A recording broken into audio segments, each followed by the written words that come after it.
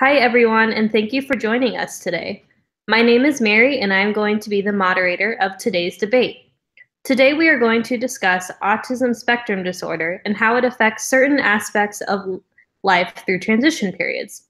Individuals with autism spectrum disorder are likely to face many challenges while in a period of transition. As individuals with autism spectrum disorder transition out of a school or clinical setting, they may face unique challenges and advancements as they progress. Once an individual with autism spectrum disorder a school will have many different options that will involve them either requiring assistance and care from the community or facing situations with the empowerment and support to live a more independent lifestyle. Specifically today, we are going to look at 4 areas of interest that are important to look at when discussing transitions for individuals with autism spectrum disorder for empowerment and care will be the focus of this debate. These areas will be financial, transportation, future opportunities, and health. Today, Catherine will be our stater. Those standing with the empowerment side are Lauren and Andrea, whereas Brooke will be standing on the care side. Each side has up to 2 minutes to make their case on an area and up to a minute for follow-up to rebut what the other side's points are.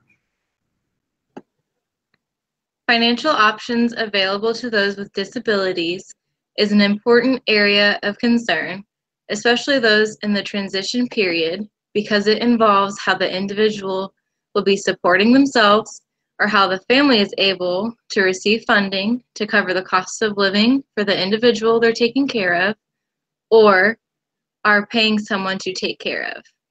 On the empowerment side, there are economic benefits to an individual with autism spectrum disorder being employed, as well as benefits for society as a whole.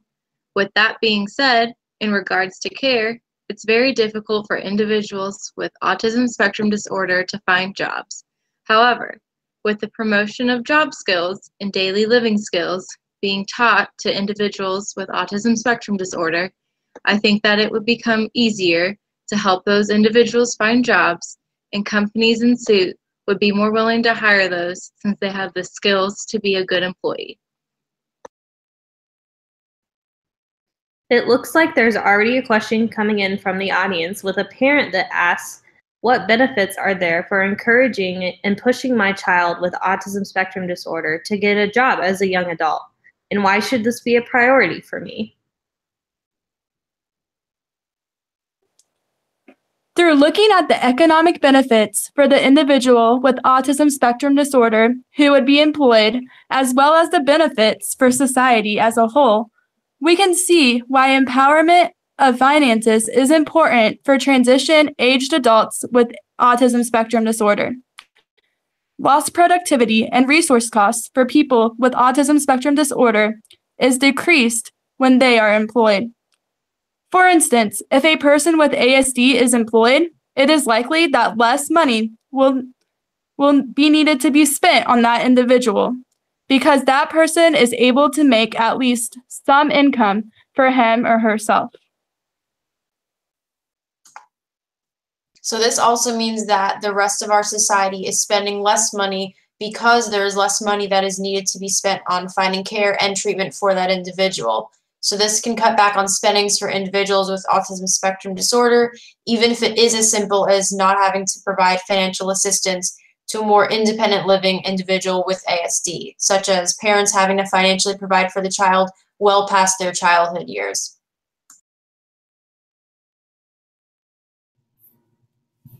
That being said, it's very difficult for individuals with autism spectrum disorder to find competitive and skillful jobs because many individuals with autism don't have the appropriate skill set to do so.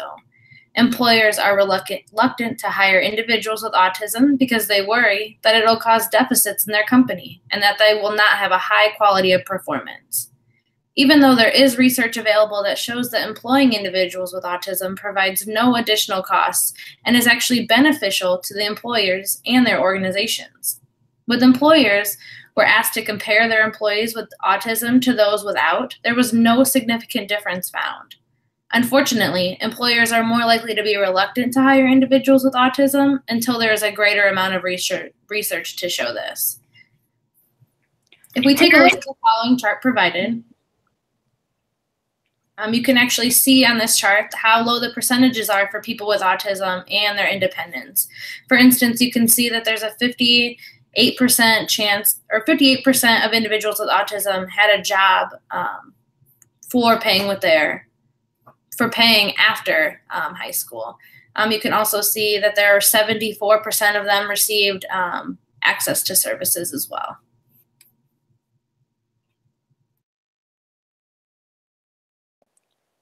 Parents of young adults with high-functioning autism spectrum disorder report that being employed is one of the highest priorities for not only their children, but also as parents. This shows that individuals with ASD have the motivation to become employed and that their family is supportive of their desire. So it's important for those with autism spectrum disorder to be encouraged to pursue opportunities such as finding jobs. And since many young adults with ASD live at home with their parents, this support is very crucial. Though many individuals with high-functioning autism report that they are aware of being independent involves having to manage their own finances, many report that they do lack those skills and support to achieve such processes.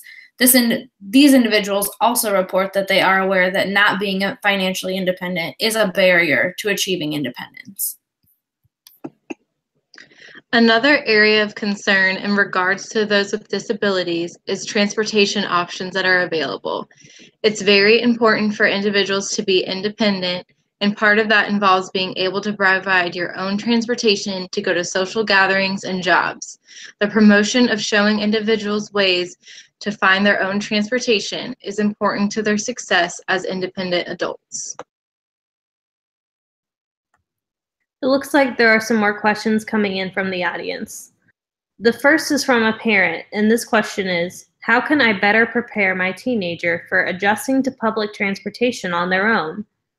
A second question that's coming in is from another parent who asks, what skills can I help my teenager out with for getting used to taking public transportation systems, and should I assist with their navigational systems?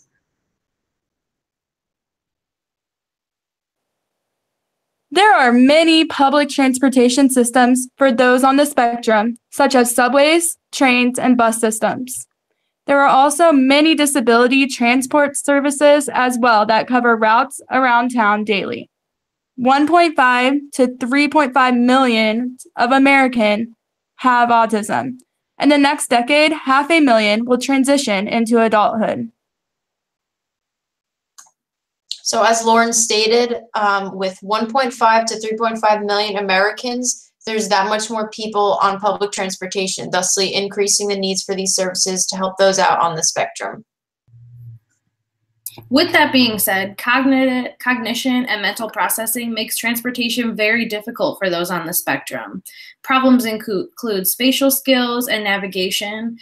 Cost can also interfere with transportation. Availability of services in the area can cause a strain for the teenager as well.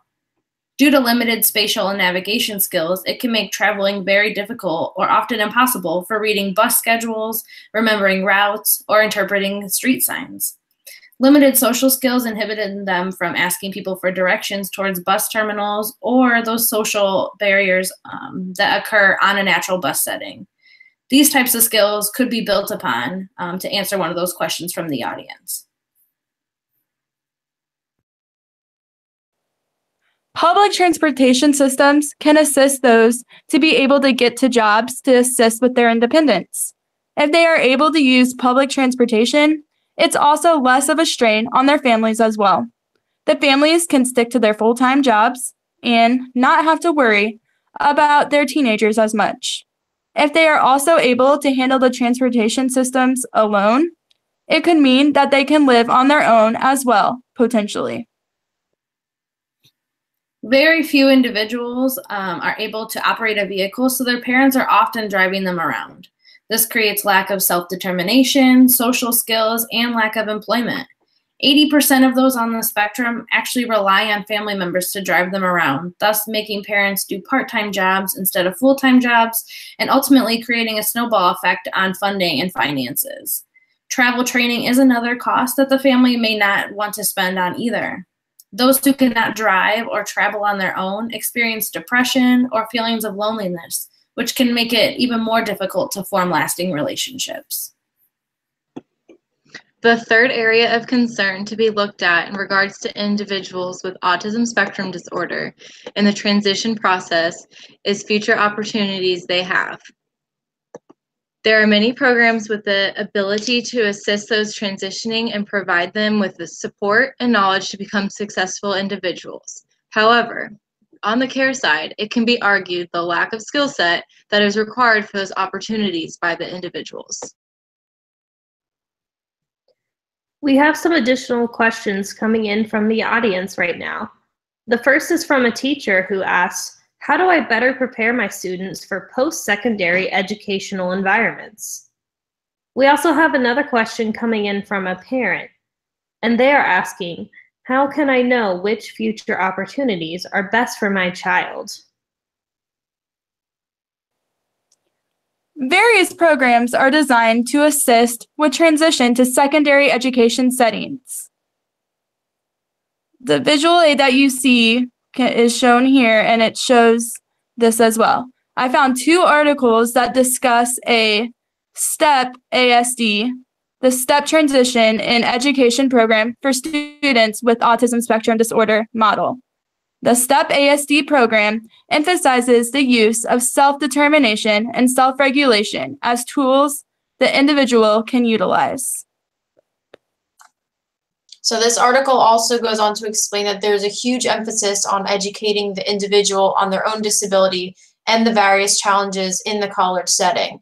So in addition to this, the STEPS program provides teaching tools on how to effectively manage stress, problem solve, and do goal settings. So the article goes on to outline the exact steps needed to execute a STEPS program at a local college. Many young people with disabilities are exiting high school without the skills, attitude, or experience needed to succeed in a secondary education setting as outlined in the STEP model. Without these skills, they will surely fail in classes and will not be able to earn any success in those types of settings. In high school, there is limited opportunities for students to learn about how to do well in secondary education. The opportunities are limited because of the lack of professional development for teachers and the needs for those with disabilities. Right now we have another question coming in, and this time it is from an employer. This person is asking, how can I help my employee with autism spectrum disorder exceed and excel within our company to create for equal opportunities? Vocational and work study programs are designed to promote independence in the workplace. These environments thrive on ongoing education to the employees who monitor and mentor the individuals with autism to better achieve positive results in the workplace. With that being said, 56% of young adults with disabilities actually spend time in sheltered day centers and sheltered workshops. There are typically low rates of these young adults in the actual workforce. In fact, those adults without intellectual disabilities were 3 times less as likely to not attend any sort of daytime activity compared to those with intellectual disabilities. The final area of concern that we will look at is in relation to the health of the individuals with autism spectrum disorder that are transitioning. Health concerns to these individuals include who will be caring for them and monitoring their health conditions as they transition into adulthood and are outside of their family home. We stand on the side that there are several interventions available to promote the independence with your own health, but the care side will say that difficulty with being independent in those interventions cause those with autism spectrum disorder to rely on others. So there are various interventions available to promote independence, including self-monitoring and individual work systems. So self-monitoring involves teaching the individual to discriminate and make a record of the occurrence or non-occurrence of a target behavior, such as self-assessment, self-instruction, and self-reinforcement. So these would all be helpful with things such as being able to tell if you're sick or not, and if you're in need of medicine, and administering medicine to yourself to make yourself feel better. Difficulty with independent functioning impacts the overall outcome of those with autism spectrum disorder. Several studies show that adults with autism spectrum disorder rely on others for support in various things, including living skills, which can also include health conditions. The way those with autism are taught skills promote a dependence on prompts and create an over-reliance on adult support, which inhibits independence. Using an ecological model can help enable those with disabilities to do daily living health-related tasks like monitoring health conditions and even scheduling appointments. This model is ideal for the transition for those with disabilities. It suggests connections and interdependence between people and environments, including relationships between youth and families, friends, and even healthcare providers. Those who aren't as high functioning are unable to do these things for themselves and are unable to express when they are sick or often not feeling well. This can cause health risks because some could not feel good or something could be wrong, but a caregiver doesn't know until it's potentially too late because the individual with autism spectrum disorder is unable to communicate this to their caregiver.